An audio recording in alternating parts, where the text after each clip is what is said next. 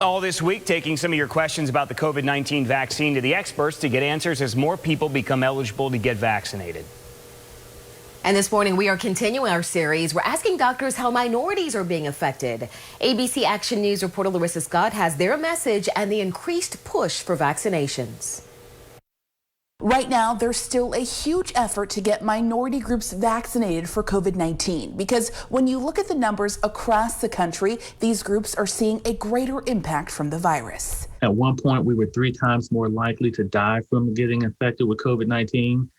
And it's not because of anything special or unique about the race or ethnicity of the individual, but we're dealing with decades and even centuries now of health inequities, lack of access to health care. And all of that has resulted in minority groups statistically having a worse outcome from COVID-19. That's why there's such a push to get them vaccinated. But there's been a lot of hesitancy for people of color to want to get the vaccine. Overall, the mistrust in the system, extending back into the Tuskegee experiment. That experiment was in the early 1900s when the U.S. Public Health Service conducted a study on syphilis using 600 black men living in Tuskegee, Alabama. The men never got the free health care they were promised, and many died and were denied treatment. But doctors say now slowly more minority groups are starting to get vaccinated. They're working to get the word out and continue to encourage people to get it. These vaccines have been looked at. They've been looked at across the board in all different persons of different backgrounds,